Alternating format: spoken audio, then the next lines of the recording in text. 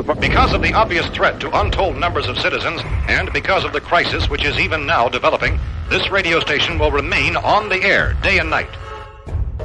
Officials and newsmen at first discounted those eyewitness descriptions as being beyond belief. However, the reports persisted. Listen to them. Children of the night. What music they make. What is up, everybody? Welcome to Boogeyman Radio. I am David. I'm Charles. And tonight we have a heartwarming story for you about a child and her family. Really touches the heart, let me tell you. It will pull at your heartstrings, I promise. No, it won't. It might even make some people sick because this was a pretty gruesome crime. Yeah, very. Real quick before we get into it, hey Charles, I saw you was wearing something. What you got on there, buddy? Oh, you mean this Boogeyman Radio t-shirt right here that I've got? This wonderful, amazing, fun t-shirt? Yeah. We can go pick it up at our store. Dun, dun, dun. That's pretty sexy there, little dude my being guy. picked up right there, you know? Pretty sexy there. It is. Where can they find that, Dave? If you guys want to get one of our Boogeyman Radio t-shirts, you can head over to the Haunting History store. It's hauntinghistory.threadless.com. You can pick up a number of different t-shirts and or household products like, shower curtains, blankets, throw rugs, all that good stuff. Go to the Haunting History store, pick up your Boogeyman Radio t-shirt. If you can, take a picture of yourself in it and send it to our Boogeyman Radio Facebook page, and we'll give you a shout out on our Facebook page and our Twitter, as well as the show. As well as the show, of course. Anytime. But just to answer, Denise, we are amazing. I'm amazing. I don't know how about Dave, but I'm amazing. I'm doing very well. I'm pretty all right. Pretty all right. Josh, good to see you. just mediocrely all right. Yeah. I'm just pretty all right. Yeah. I'm just pretty all right. Just pretty all right. How was your makeup. week? It's true. Okay, let's see how my week. My week's been just really busy with work. My schedule's been flipped upside down. It's been a really busy week for us. Yeah. I haven't had Mondays off, so like the past 2 Mondays that I've had to work, the past 2 Mondays I've had to work, and so it's just kind of been throwing me around as far as that goes. And it's just been a busy week. Monday was a little. What?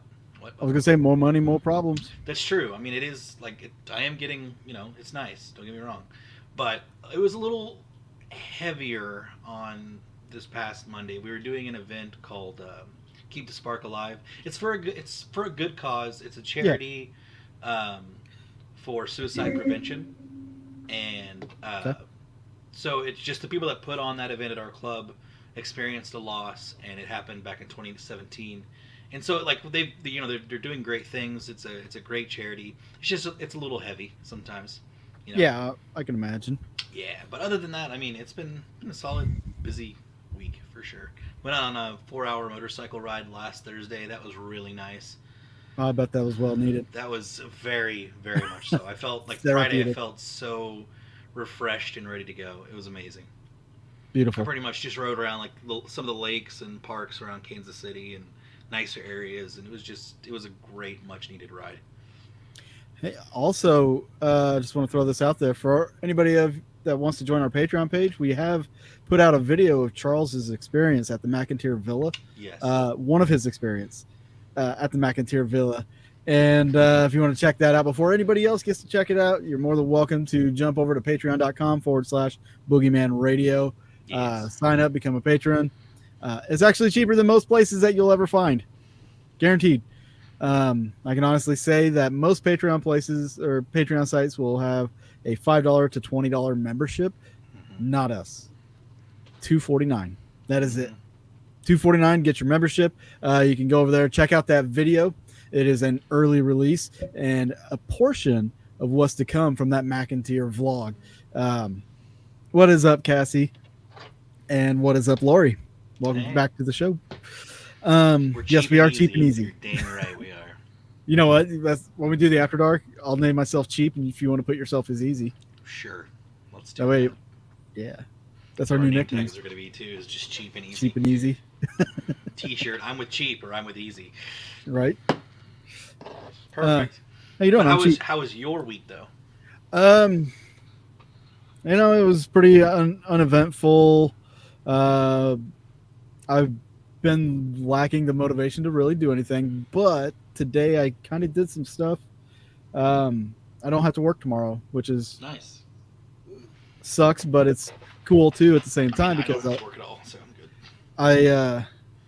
I can get some work done tomorrow. Absolutely. I've been trying to get some more work done on the Paracon that is coming up. If you guys don't know about it, which I know everybody in here does, but if somebody happens to stumble upon this channel, in Joplin, Missouri, this October 7th and 8th at the Elks Lodge in Joplin, Missouri, is the Haunting History Paracon. We have some great speakers. We have a concert. We have psychic gallery readings. We're going to have investigations and possibly a film festival. So check it out. Go to either facebook.com/haunting history.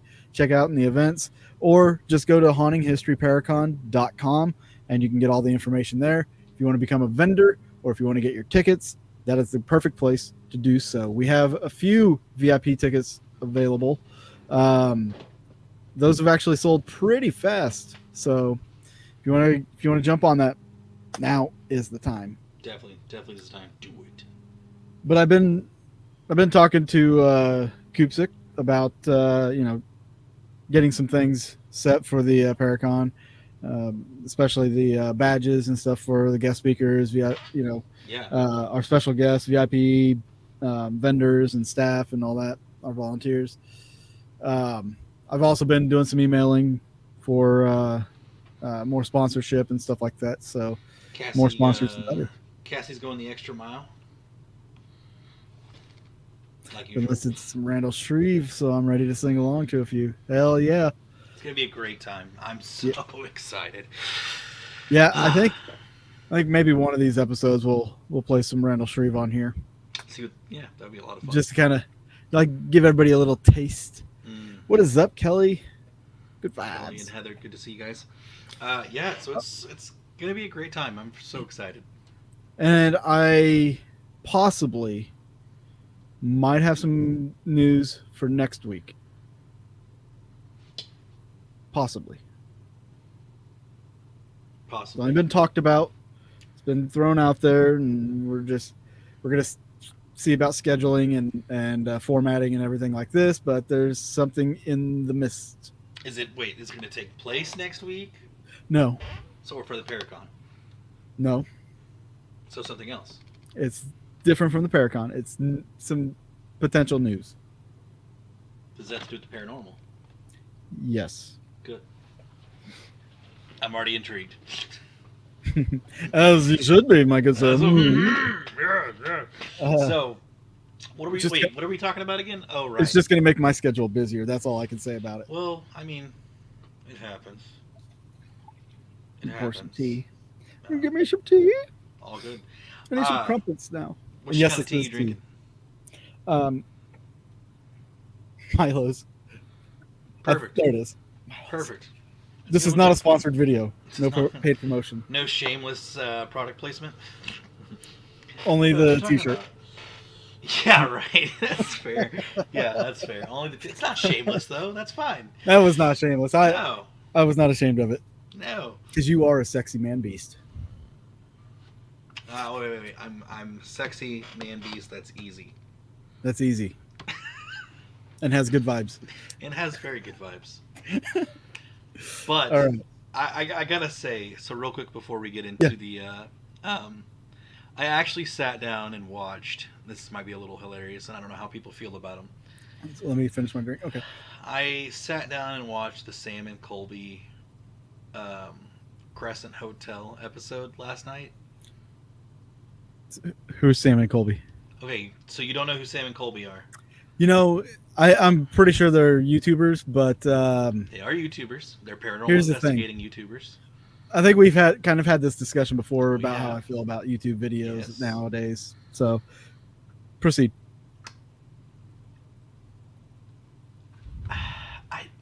okay, it's hard to proceed because there were times when they left a camera running in a room, and they were like, they'd be going about their investigation, and like a random weird noise would happen inside the room. But here's the thing: they were on the second floor, so it's like there could be noises from the rooms above them or below them. Dave, LOL, who are they? Ha ha ha ha. I was serious. I don't know who they are. Yeah, it's okay. So I would have to say that they are a highly viewed paranormal I'm sure they are. YouTube channel. I'm sure they are, and I'm sure they post every little sound and call it evidence. That's why I don't watch YouTube videos. It's just like I there don't was a want thud, to freak out. and it on was just like the camera, like it went back to the camera in the room, and it's like there was like there's 2 stars, and it said thud. Like, so it's like, come on. There's a room above you. There's people outside. You never, like, this is at like 9:30, 10 o'clock at night. I was like, oh my god. Anyways. Well, you know how versed I am with the Crescent Hotel. You know, like I can tell you what those noises come from. And if it's on the second floor, chances are they're, depending on what time of the year they're in there, that radiator will actually pop and make sounds. It was the room with the stars. I can't remember which room specifically, but it was like, I swear it was like 200 something. I don't know, but if it's second floor, or maybe it was the 4th. I can't remember which floor they were. No, it was the second floor. It's the one where the dude stands at the window that's facing over the backyard. Like, there's apparently some guy named Michael stands in the room against the window. 218. Yes, Michael's room. Yeah. it was that room. Yes, it was that room, and they had a pretty good. I will say the Estes session, I was really like, okay, they were getting some good responses. Well, what they do is they brought in a couple like TikTokers from Canada that are huge, which really blew up the video, of course. But it was just lots of questions, and yeah.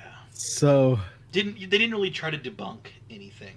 Just and if they went within the last couple months, well, actually last 4 months, yeah.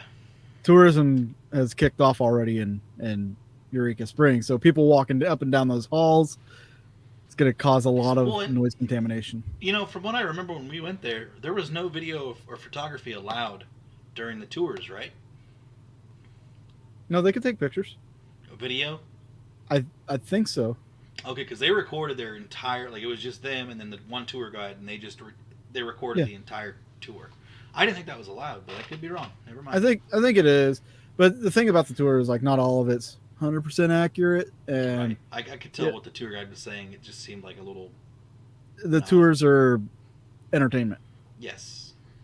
A lot of history, some entertainment, a little paranormal too. A little bit, just a little bit. But anyways, that's my piece on the video. It was just, it's like, okay, this is interesting, different take. It was sensationalism, like what people usually get. It's like cut after cut after cut after cut after cut in the videos, like quick cuts, you know. Hey, there was a new addition to the Garnett House recently. What? A new addition like to the Garnett House recently. Not on, but in. Okay, was it a creepy doll? No, it's a mirror. Oh. A mirror that came from the Conjuring house. You've got to be kidding me. No, sir. Sitting right there in Garnett. Oh yeah. So the owner of the Conjuring house, this was before he sold it, because he just sold it recently. Before he sold it, he actually gave Justin this mirror. Nice. And Justin finally decided to put it in the Garnett house. So, and it is signed by technically the former owner now. Do they think it's haunted? Well, when this mirror was discovered, it was in the barn and nobody knew about it. Huh. It was buried underneath some dust, like a lot of dirt and dust. It was buried. Nobody could find it. Nobody saw it.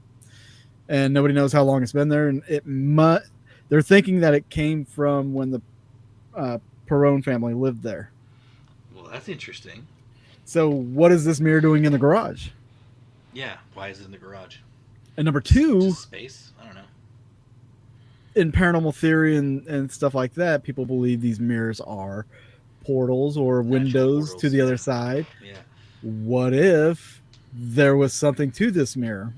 And now it's in Garnett, unleashed. where activity's already pretty awesome. Yeah. Woo, woo, As woo. long as nothing follows me back home, we're cool. When was it added? He just put it in there a couple days ago. Really? Yep. Interesting. He's had it for a while, but he just put it in there. Okay. Interesting. Interesting. So at some point, maybe by the end of the month, I'm going to go to Garnett. If you please do a live stream, that'd be awesome. That's what I'm thinking. Good. So, All right. we've wasted enough time here. We've wasted enough of the people's time. Let's give them what they want. You want some Lizzie? Borden. Yes. I was going to say Lizzie Hill. It was kind of funny. So I talked to a friend of mine, like a couple friends of mine, my cousin and one of my good friends. And I was like, I was telling them the topic for the show, and they're like, "Oh, we've never heard of that." I was like, "You've never? How have you not heard? Never?" I was like, "They've investigated with me several times, and they're into the paranormal." I'm like, "You've never heard of Lizzie Borden? There's no way." How the frick do you not ever hear of Lizzie That's Borden? what I said. And then so that caused one of my good friends. He went ahead and just like did a bunch of not a bunch, but he just looked it up and like kind of got the background of everything. I was like, "Well, okay, cool. Like, come watch the podcast. You'll find out a lot more about the trial." Yeah. Not just the murders or the ghost hauntings, but yeah. Messed up trial, too. Yes. Thin Lizzy? Why does that sound familiar? The band. Ah. Okay, so quickly, Lizzie Borden. She was born in 1860. She's an American woman tried and acquitted of the August 4th, 1892 axe murders of her father and stepmother in Fall River, Massachusetts. No one else was charged in the murders, and despite the ostracism from other residents in town, Lizzie spent the remainder of her life in Fall River.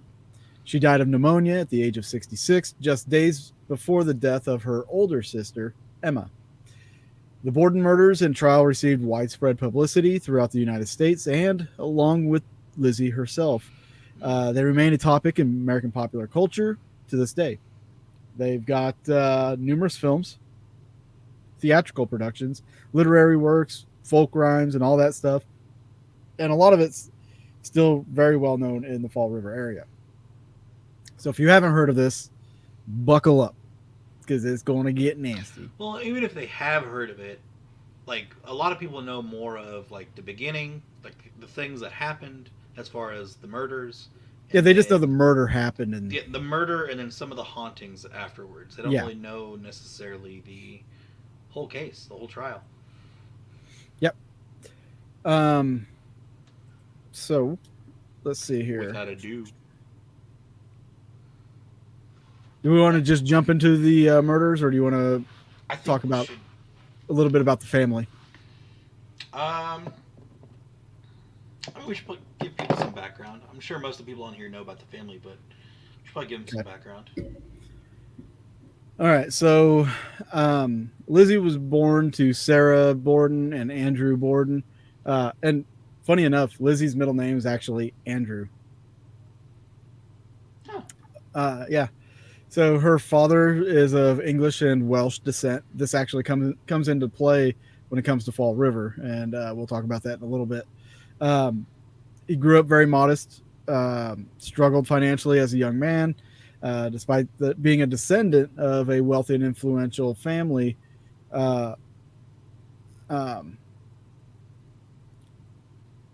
Andrew eventually prospered, basically, in manufacturing and furniture sales and caskets. And then he became a successful developer.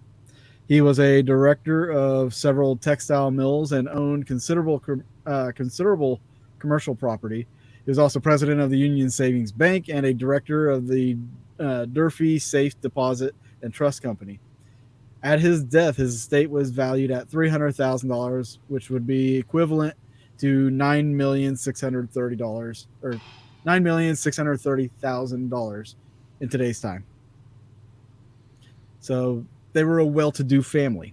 Yes. Very, very well off.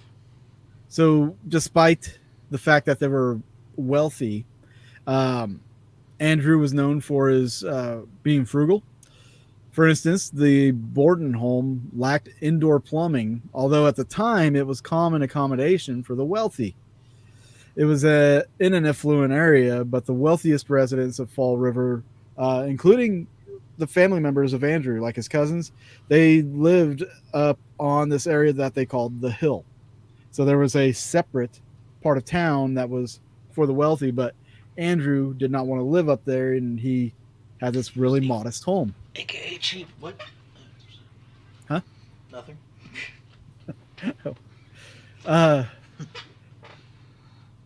So Lizzie and her older sister Emma Borden had a relatively religious upbringing. They attended Central Congregational Church. As a young woman, Lizzie was very involved in church activities, including teaching Sunday school to children of recent immigrants to the United States. She was also involved in religious organizations such as the Christian Endeavor Society, for which she served as secretary-treasurer, and contemporary social movements such as the Women's Christian Temperance Union. She was also a member of Ladies' Fruit and Flower Mission. So 3 years after the death of Lizzie's mother, Sarah, Andrew remarried, and he married Abby Durfee Gray. Lizzie stated that she called her stepmother Miss Borden and demurred on whether they had a cordial relationship. She believed that Abby had married her father for his wealth. Well, yeah. What did most? Well, I mean, how old was Abby? Did it ever say? Abby, let's see. Let me see if it says when Andrew was born. Okay, 1822. So Andrew was only 6 years older than Abby. Okay, so she was still older. So it's not bad. Okay. And it's not like, I mean, marrying somebody for their money is not anything new. I mean, right. So anyway, 3 years later, after her mother died, her father remarried. Lizzie thought that she had married her stepmother had married her father, Andrew, for his wealth. Bridget Sullivan, who they called Maggie, the Borden's 25-year-old live-in maid, who had immigrated to the U.S. from Ireland, testified that Lizzie and Emma rarely ate meals with their parents. That's how much disdain that they had. Wow. I didn't realize it was that bad. Yeah. In May of 1892, Andrew killed multiple pigeons in his barn with a hatchet, believing they were attracting local children to hunt them, which sounds stupid, but I don't know. So then he just goes ahead and hunts, or whatever. So he goes and hunts them, yeah. Kills them before the kids could. Keeps them out of the yard, I guess. And wild. I guess in 1892, July of 1892, a family argument prompted both sisters to take extended vacations in New Bedford. After returning to Fall River a week before the murders, Lizzie chose to stay in a local rooming house for 4 days before returning to the family's residence. Tension had been growing with the Borden family in the months before the murders, especially over Andrew's gifts of real estate to various branches of Abby's family. After their stepmother's sister received a house, the sisters demanded and received a rental property, the home that they had lived in until their mother died, which they purchased from their father for $1. A few weeks before the murders, they sold the property back to their father for $5,000, which was the equivalent of $151,000. The night before the murders, John Vinicum Morse, who was the brother of Lizzie and Emma's deceased mother, visited and was invited to stay for a few days to discuss business matters with his brother-in-law, Andrew, and some writers. Or, I'm sorry, not and some writers, but anyway. So all this real estate tension has been building up, mounting. Right. A lot of money's being passed around. There's a lot of animosity, with her father giving the in-laws a bunch of property that they should be getting. I think there was a lot of animosity there. So Andrew's brother comes to town. They have a discussion on things. Some people speculated that it was about property transfers, and they think that kind of helped aggravate the situation with him being there. Okay. And then for several days before the murders, the entire household had been violently ill. A family member or a family friend later speculated that mutton left on the stove used in meals over several days was the cause, but Abby had feared poison as Andrew had not been a popular man. Huh. So Andrew Borden, the guy had a lot of dealings going on, right? Yeah. Working all these things, like covering all these things, working at the bank, properties, and all this, the mills, everything. Like he had his hand in a lot of stuff. You imagine the stress that guy had to been under? No. I don't want to imagine it. Make me stressed just to think about it. I think maybe in those days they were probably, working like that, because there's other families prosperous families, where the father was in so many endeavors, like the Brown Mansion in Coffeyville, True. Kansas. Mr. Brown was in the oil, bank, real estate, lumber, natural gas, all this stuff. He had his hands in everything. Well, that's how you made money.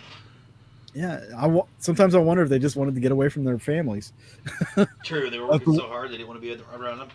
Yeah, just let the women raise the kids, men go off to work, and not have to worry about anything except for the important stuff, like the country functioning. Yeah, money and working. Yeah, back in those days, it was way different time. It's crazy, absolutely crazy. So yeah, and with all that stuff, I mean, I'm sure he's made a bunch of enemies at this point. Definitely. Being in sales and all that, he's had to screw some people over. Yeah, that's true. I mean, wasn't there? Oh gosh, I know. Not Andrew. His brother was a suspect because he was in town, right? Yes, he ended up becoming a suspect, which we can get into here in a little bit. Here after a bit. Yeah, I was just throwing that out there. Sorry. But yeah, and it is pretty suspicious that he just kind of showed up. Right. And everybody was poisoned, or everybody was poisoned, or possibly poisoned, and also he had gotten into an argument with Andrew or supposedly gotten into a heated argument with Andrew about the property. So, boom. I mean, some things add up there, but we'll see where it moves forward, and absolutely, then people can decide. So let's jump into the murders. Do you want to cover that, or you want me to cover it? Well, let's get into it. So, yes. Pull it up here. I had it ready to go. There we go. All right. So on a hot August 4th, 1892, at 92nd Street in Fall River, Massachusetts, Bridget Sullivan, the maid in the Borden family residence, rested in her bed after having washed the outside windows. She heard the bell at City Hall ring and looked at her clock. It was 11 o'clock. A cry from Lizzie Borden, the younger of two Borden daughters, broke the silence. Maggie came down. Maggie, come down. Come down quick. Father's dead. Somebody killed him. Or somebody came in and killed him. That's an important. A half hour or so later, after the body, hacked almost beyond recognition, of course, Andrew Borden had been covered and the downstairs searched by the police for evidence of an intruder. A neighbor who had come to comfort Lizzie Adelaide Churchill made a grisly discovery on the second floor of the Borden home, the body of Abby Borden, Lizzie's stepmother. Investigators found Abby's cold body, while Andrew had been discovered warm, indicating that Abby was killed earlier, probably at least 90 minutes earlier than her husband. Which is, it's funny that you put that picture up, because as I'm going through the article, that picture showed up right there. Under the headline, "Shocking Crime, a Venerable Citizen and an Aged Wife Hacked to Pieces in Their Home." The Fall River Herald reported that the news of the Borden murders spread like wildfire and hundreds poured into 2nd Street. And you see how the media already lied to everybody? Yeah. Saying they're hacked to pieces? Yeah. Just literally just got their face smashed in. That's not hacked to pieces. Misinformation. Yup. Where for years Andrew Borden and his wife had lived in happiness. The Herald reporter who'd visited the crime scene described the face of a dead man as sickening. Over the left temple, a wound 6 by 4 inches wide had been made as if it had been pounded with a dull edge of an axe. The left eye had been dug out, and a cut extended the length of the nose. The face was hacked into pieces, and the blood had covered the man's shirt. Despite the gore, the room was in order, and there were no signs of a scuffle of any kind. Initial speculation as to the identity of the murderer, the Fall River Herald reported, centered on a Portuguese laborer who had visited the Borden home earlier in the morning and had asked for the wages due him, only to be told by Andrew Borden that he had no money and to call later. The story added that the medical evidence suggested that Abby Borden was killed by a tall man who struck the woman from behind. So, what gives that, suggestion? So was she just, standing up doing her thing and then one clean whack did her in? She may have, but I don't think she took just one clean whack. She definitely didn't take one clean whack. There was multiple whacks that did her in, but I'm just saying. By the way, guys, I do have more gruesome photos, but we're going to show those on the After Dark when we go further into this. So if you want to see those, Patreon's right there. Join the After Dark. We just don't want YouTube to block our stuff. So yeah. So I'm only flashing some pictures. He's flashing you, all right. So I don't know what she was actually doing up in that room. Maybe she was cleaning or being nosy. Yeah. Well, I mean, with everything going on, suspected, I think maybe she was just cleaning, but maybe she was being nosy about something. And I always thought, someone, okay, so he was passed out or drugged, one of the two. Because, how did he not hear her? That's why I think it must have been just one clean hit, and she was either knocked out or something, but she didn't scream. I'm sure she was stunned at least. Yeah, at the very absolutely. least. She had no idea what was happening. But if it was a tall man and a strong enough man, he would have made it an entry point for sure.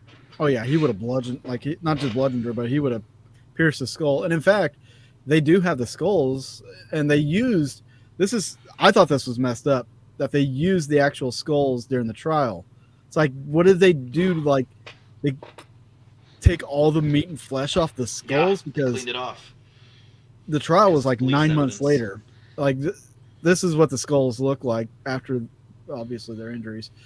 So the one on the right, over my picture, is obviously Andrew's, where he was the one hacked in the on face. The left, technically. Yeah. For us. Yeah. The one over the Patreon link, that's Andrew. You can see significant damage. Oh yeah.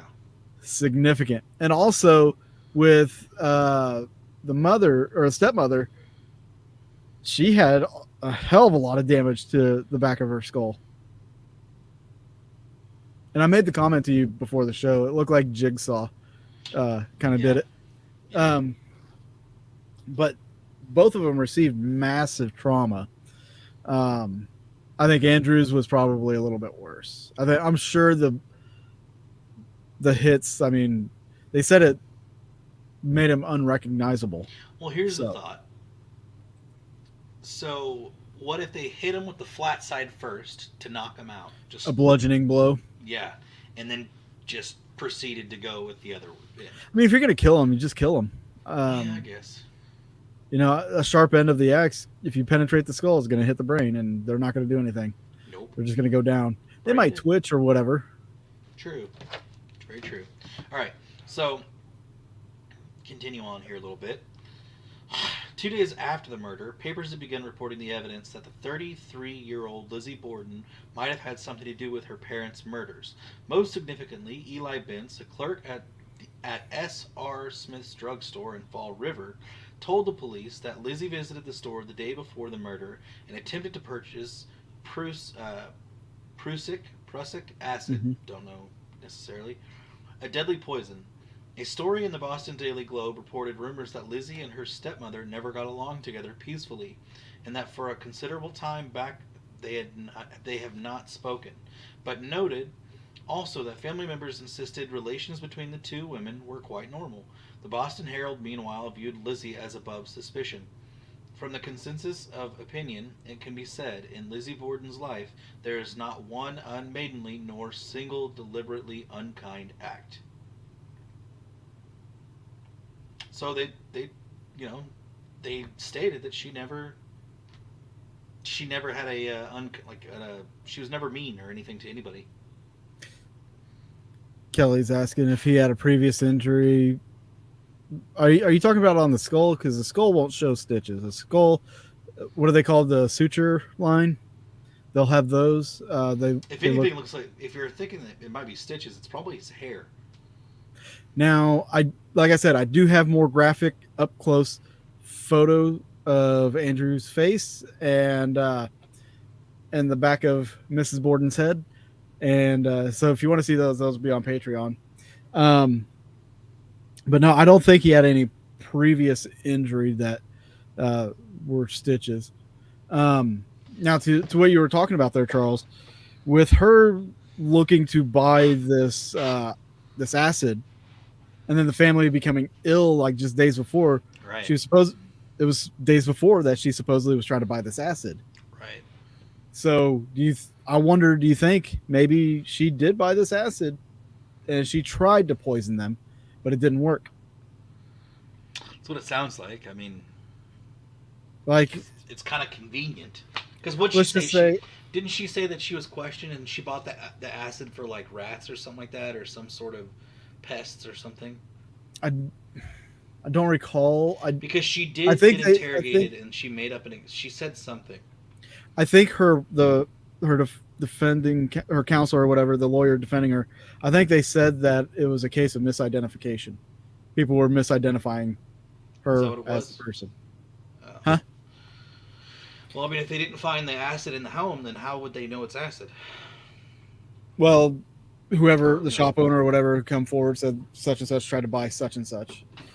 But if let's say they were having soup and she poured some in the soup, maybe that dilutes the poison and just got everybody sick instead of, actually poisoning everybody. I mean, I'm sure a strong concentration would kill somebody, but being diluted in some kind of liquid. I know some poisons can be negated with like salt and shit. True. Well, and Kelly wonders if she was sick along with her family. I'm sure she could have faked it easily, like being sick. Yeah, that's very possible. She could be like, "Oh yeah, I'm feeling sick too. I'm gonna go throw up," or whatever. Yeah. You never know. But it's hard to tell with that situation. But my thing with the whole misidentity stuff, if her father had an account there, wouldn't she have charged it to the account, or did you think she just paid in cash? I don't know. I mean, if she charged it to the account, that would throw up if they didn't know who she was, that right off him, right. That would have threw up a red flag. Hey, this is Borden's daughter. Right. So that would, to me, like, mistaken identity would kind of be out the roof then, if it was like an account purchase. If it was an account purchase, but I haven't seen any mention of an account purchase. Fair enough. All right, so police came to the conclusion that the murders must have been committed by someone within the Borden home, but were puzzled by the lack of blood anywhere except on the bodies of the victims and their inability to uncover any obvious murder weapon. Increasingly suspicious, turned towards Lizzie. Since her older sister, Emma, was out of the home at the time of the murders, investigators found it odd that Lizzie knew so little of her mother's whereabouts after 9 a.m., when, according to Lizzie, she had gone upstairs to put shams on the pillows. They also found unconvincing her story that, during the 15 minutes in which Andrew was murdered in the living room, Lindsay was out in the backyard barn looking for irons, lead sinkers, for an upcoming fishing excursion. The barn loft where she said she looked revealed no footprints in the dusty floor, and the stifling heat in the loft seemed likely to discourage anyone from spending more than a few minutes searching for equipment that would not be used for days. Theories about a tall male intruder were reconsidered, and one leading physician explained that the hacking is almost a positive sign of a deed by a woman who is unconscious of what she's doing. Okay. So, at this point, Lizzie's kind of her story's shaky. She's caught. She's been caught in her story. So on this page, there's a little bit more information about the day of the murder. Yeah. I'm going to go ahead and read. Some of this might be some doubling on information, but some of this information is. So John Morse, who I guess is Abby's brother, arrived in the evening at August 3rd. He slept in the guest room that night. After breakfast the next morning, at which Abby, Andrew, Lizzie, Morse, and the Borden's maid, Bridget, or Maggie Sullivan, were present. Andrew and Morse went to the sitting room where they chatted for nearly an hour. Morse left around 8:48 a.m. to buy a pair of oxen and visit his niece in Fall River, planning to return to the Borden home for lunch at noon. Andrew left for his morning walk sometime after 9 a.m. Although the cleaning of the guest room was one of Lizzie and Emma's regular chores, Abby went upstairs sometime between 9 a.m. and 10:30 a.m. to make the bed. So she went up there to make the bed that John Morse had slept in since he had stayed there.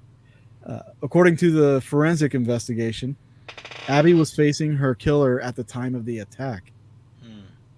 She was first struck on the side of the head with a hatchet, which cut her just above the ear, causing her to turn and fall face down on the floor, creating contusions on her nose and forehead.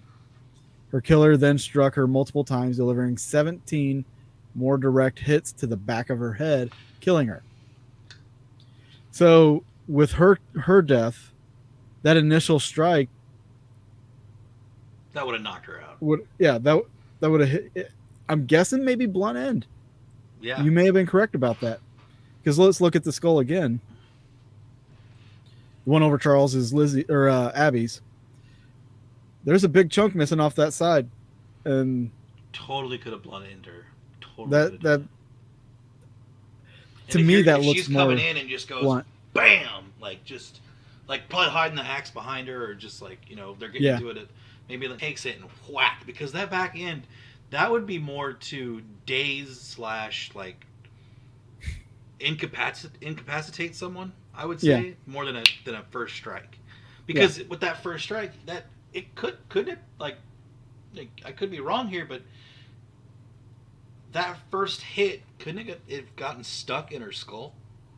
I would if they used a blade, it could have gotten stuck in the skull. So it would but make if he sense. hit her, it makes sense that if they hit the blunt end to make her knock out and then just repeatedly bash the back of her head, that makes more sense. Yeah, because they said she likely, when he hit her, or when turned. The perpetrator hit her, she turned and fell face down. So that to me tells me blunt. Yeah. If it was a sharp end, it would have stuck. Which that one picture you showed me of where the hair was cut. Yeah. Maybe on the After Dark, we can see on any of the sides where there may have been like a blunt hit or something. For sure. Guys. Again, if you want to see, there's some more gruesome pictures that we have. You guys, we're gonna have them on the After Dark show. So go to patreon.com/Boogeyman Radio. Sign up for the After Dark. It's $2.49. You'll get to see more of this information, which as well as more honestly, that makes a lot of sense, because if she's hit with the blunt end with that natural force, that's going to send her to the side. That's going to spin her around for sure.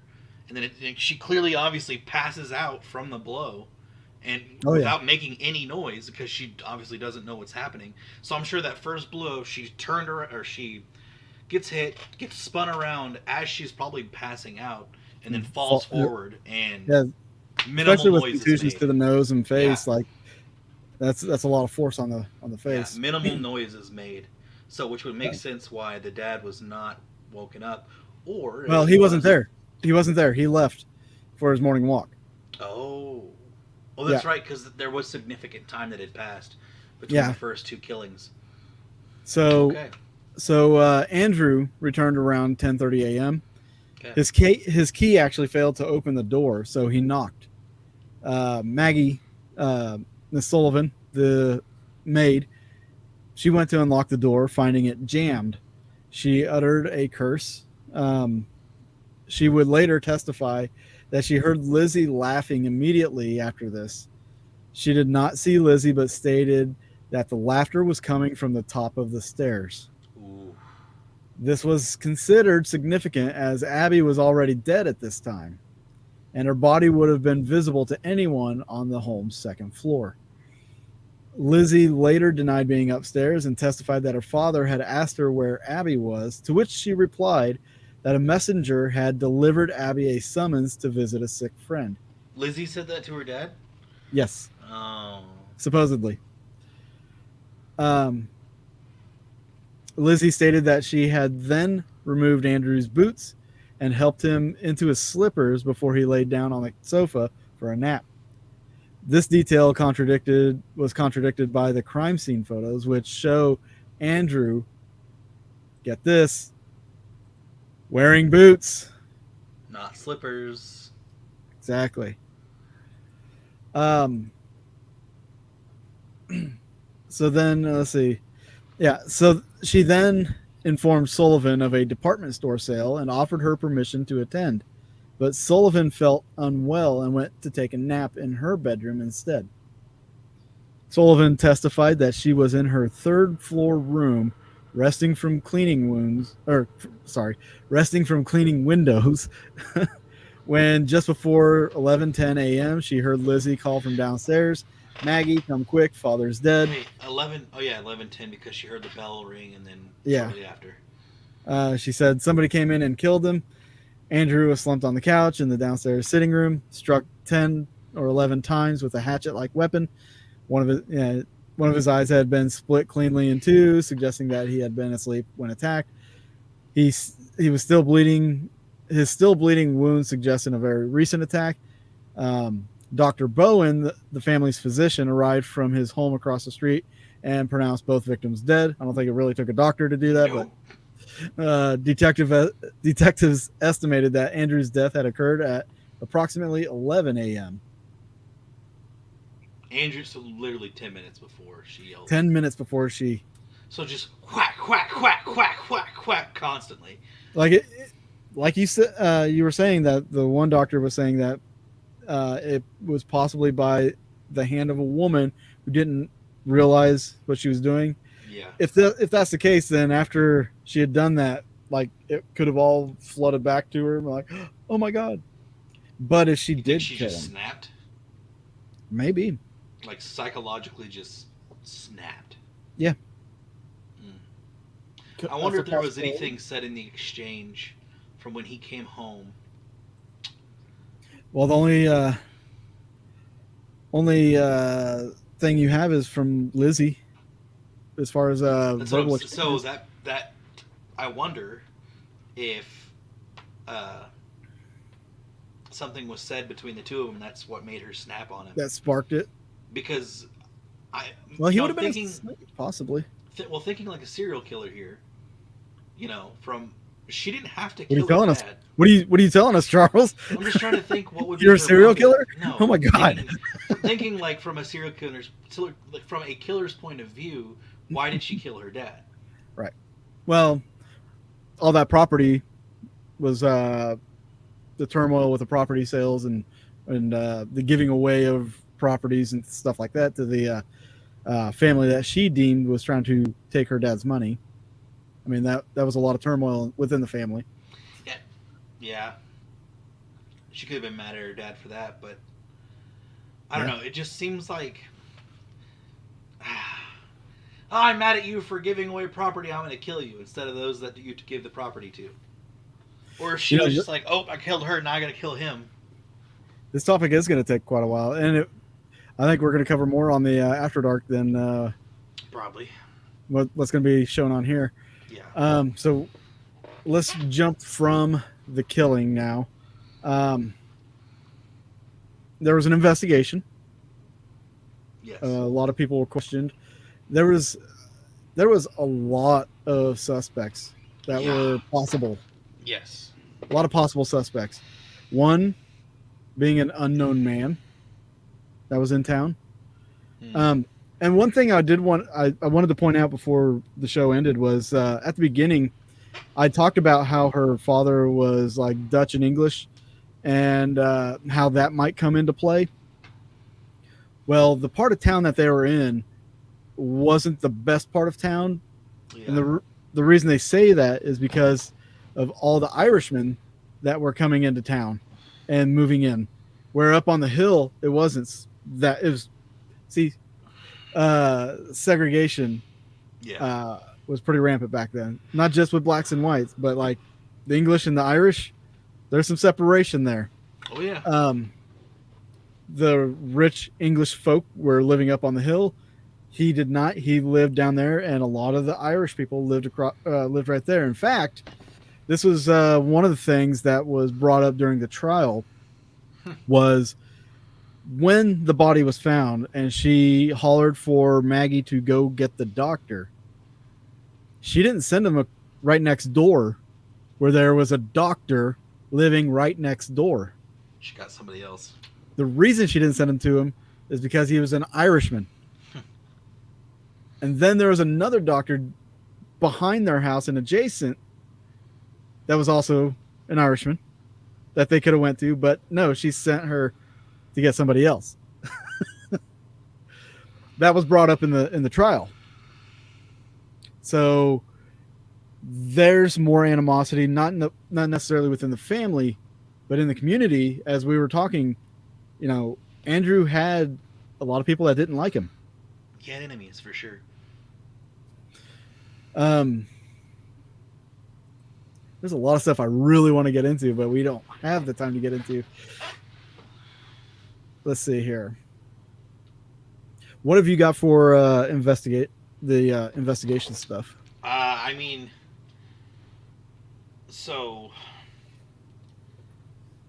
I could just start at literally where the trial begins. Just the high-powered defense team, including Andrew Jennings and George Robinson. Okay, before we get into the trial, I've got some investigation stuff here. If we want to dump on that, and then we can go into the trial on the After Dark. Go for it. You want to do that? Yeah. Why do ghosts hate the rain? It dampens their spirits. I heard that one today.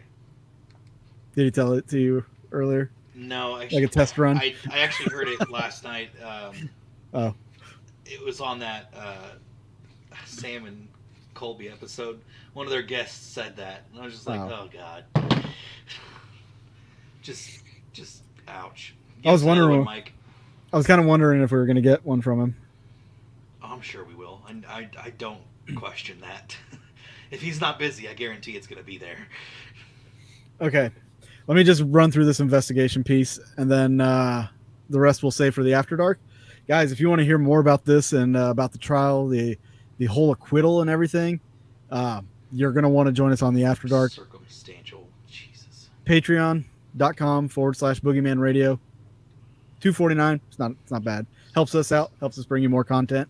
Jump over there. You get extras for anytime. Every show we do extras on there. Love you, Cassie. Thank you. Be safe. She jumping off? No, I'll be watching / listening After Dark, but driving home from KC, I look forward to rewatch the Skulls. See the Skulls. Sorry. Oh no, there's gonna be more. It's like more than just stuff. Skulls. Let's put it that way. It's pretty gruesome. Pretty graphic. Yeah. Okay. So Lizzie Borden's, like you had said, her initial answers to the police were at times strange and contradictory. Very much so. Initially, she reported hearing a groan or a scraping noise or a distress call before entering the house. So when she said she was out in the barn, supposedly she had heard something and came inside. Number one, you're not going to hear a scraping noise from outside and be like, oh, what's that? Oh, I wonder what that made that noise. And a groan you're not going to hear. You might hear like a loud sound, but it's not going to be like just a. Yeah. 2 hours later, she told police that she had heard nothing and entered the house, not realizing that anything was wrong. 2 hours later? 2 hours later. Now, we do need to say that at this time, the police, and again, this comes with the Irish-English thing, with the immigrants coming from Ireland, the police in Fall Rivers was predominantly Irishmen. So they questioned a lot on this. Good. When asked, do what? Said good. So when asked where her stepmother was, she recounted Abby receiving a note asking her to visit a sick friend. She also stated that she thought Abby had returned and asked if someone could go upstairs and look for her. Sullivan and a neighbor, Miss Churchill, were halfway up the stairs, their eyes level with the floor when they looked into the guest room and saw Abby lying face down on the floor. Most of the officers who interviewed Borden reported that they disliked her attitude.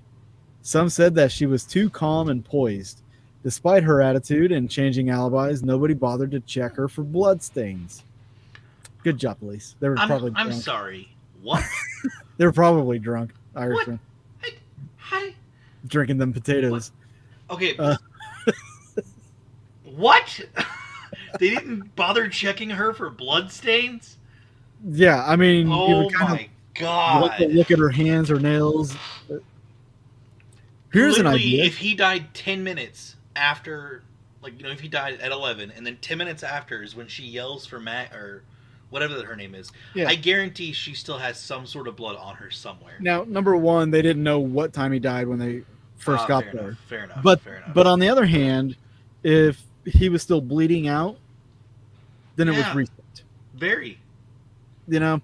And I'm sorry, but hitting something with a hatchet, like say if you were smacking around a watermelon, it's going to splatter. It is A going to skull splatter. is going to splatter. Which is why it's peculiar that there was no blood, like, from her father, except for right at the scene, like right there. There wasn't like splatter. Maybe now this might be a little off cuff, but like maybe the blows were hard, but the pullouts were not. So it's like bam, on purpose, just like keeping the blood there. bam, Yeah. you know, something like Instead that. of, and then pulling back like too fast, and Yeah, because that pullback that'll Just going crazy. spray the blood. Yeah, exactly. Yeah. But 10 minutes to get that many hits in, though. Yeah. Anyways, Let's see. I lost my spot. sorry. Okay, so police did search her room, but it was a cursory inspection. At the trial, they admitted to not doing a proper search because Borden was not feeling well. Oh my. They were subsequently criticized for their lack of diligence. Yeah. Now, I do have reason why certain things happened the way they did. We'll talk about it on the After Dark. In the basement, police found 2 hatchets, 2 axes, and a hatchet head with a broken handle. The hatchet head was suspected of being the murder weapon, as the break in the handle appeared fresh, and the ash and dust on the head, unlike that on the other bladed tools, appeared to have been deliberately applied to make it look as if it had been in the basement for some time. However, none of these tools were removed from the house. There's a facepalm. Because of the mysterious illness that had stricken the household before the murders, the family's milk and Andrew and Abby's stomachs, which were removed during autopsies performed in the Borden's dining room. They performed the autopsies there. That's crazy. They were tested for poison. None was found. You're not going to find it if it was diluted. What if they just if it was had a some few bad days- chicken? You know. And if it was a few days ago, I mean, that's probably run through their system, I would think. You would think, but what if they just had some bad chicken and it made them sick? Well, I forgot what they said, that supposedly was on the stove for like a week that they might have had. Oh, yeah, I remember them saying that, but I just can't remember what it was. So residents suspected Lizzie of purchasing the acid in a diluted form from the local drugstore. She defended that she inquired about the acid so she could clean her furs. Although the Clean medical her examiner, furs. That's what it was. the local medical examiner testified that it did not have antiseptic properties, so there was no reason for that. Lizzie and Emma's friend Alice Russell decided to stay with them the night following the murders, while Morse spent the night in the attic guest room. How do you sleep in the house after that happens? I mean, No idea. Police were stationed around the house on the night of August 4th, during which an officer said he had seen Borden enter the cellar with Russell, carrying a kerosene lamp and a slop pail. He stated that he saw both women exit the cellar, after which Borden returned alone, though he was unable to see what she was doing. He stated it appeared she was bent over the sink. Cleaning her clothes? Yeah. On August 5th, Morse felt the house and Morse left the house and was mobbed by hundreds of people. Police had to escort him back to the house. On August 6th, police conducted more thorough search of the house, inspecting the sister's clothing and confiscating the broken-handed hatchet head. That evening, police officer and the mayor visited the Bordens, and Lizzie was informed that she was a suspect in the murders. The next morning, Russell entered the kitchen to find Lizzie Borden tearing up a dress. She explained that she was planning to put it on the fire because it was covered in paint. It was never determined whether it was the dress she had been wearing on the day of the murders. I'm going to throw it in the fire. How do you get rid of blood, Dave? Oh, just burn it. Burn it. Burn it and bleach it. Oh, it's just some paint, some red paint I acquired. Yeah. Where'd you get the red paint? Drugstore? Hey, sir, did she come in and buy some paint? I haven't seen her. Well, guys, that's our kind of like an introductory into the whole Borden murders here. Yeah. It gets really deep and really fascinating really quick. But I will say, for those that don't have our Patreon, she was acquitted. Yes. Why Ultimately, she was acquitted of the crimes. Because it was circumstantial evidence, right? Yeah, pretty much. Which is she did spend 9 months in jail. But after the acquittal, she got her inheritance. She lived, oddly enough, she stayed in Fall River, Massachusetts, where she lived the rest of her life. So probably in that same house. No, one of the investment properties that she inherited. Wow, that's wild. Yeah. So, all right, let's get on over, shall we? All right, guys. Well, thank you guys for joining us. If you want to head over to Patreon, head over there at 9:15. We'll begin our After Dark show where we'll go a little more in depth into the trial and hear about some of these other suspects of the murder. And it's pretty fascinating stuff, guys. It really is. You're going to enjoy it. If you're not going to meet us over there, we appreciate you hanging out with us tonight. We don't know what we're going to do for next week's show just yet. We might continue this. We might not. That's to be seen. But we will be back next week. Same time, same place. Anything you want to add, Charles? Party on cheap. Yep. Party on cheap. Party on easy. Yep.